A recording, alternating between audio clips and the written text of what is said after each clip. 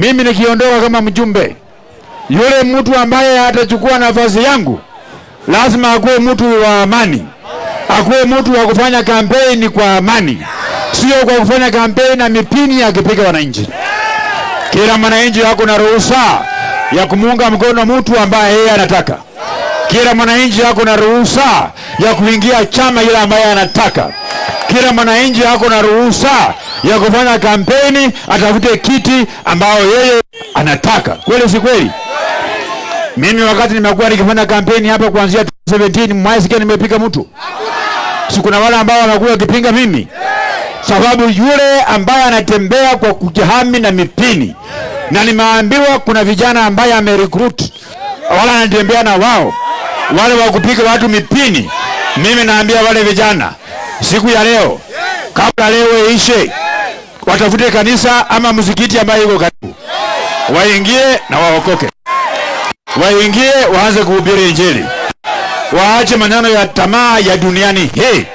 Sababu wale vijana ambao wanarekrutiwa na ule jangili wakitembea kwa barabara wakilindwa na polisi, hao ndio usiku wanavunja manyumba ya watu, wakiiba ma TV, wakiiba ma radio, wakipora kina mama pesa yao ya kwenda kuchukua. Wale wauni waondoke wasiondoke, waende wasiende. Yona wala kusema wala waende.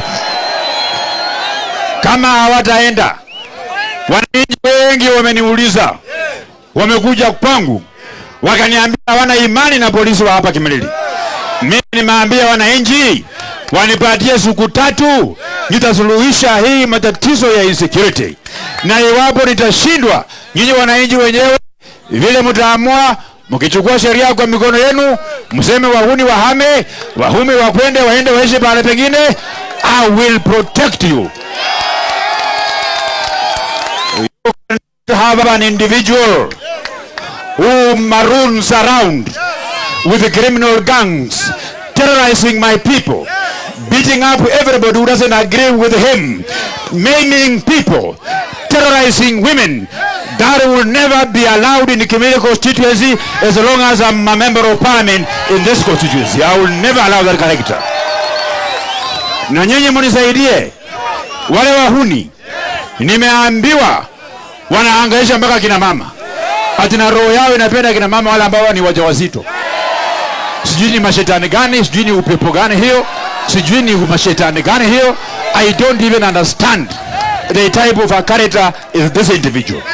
Na mimi nimeambia polisi, hata kama kuna mtu ambaye anajidai yeye ni mfuasi yangu, wafuasi wangu wote, hata kama wewe ni mfuasi wangu na unakuwa mhalifu, uchukuliwe na polisi upeleke pale ambapo unataka kuishi.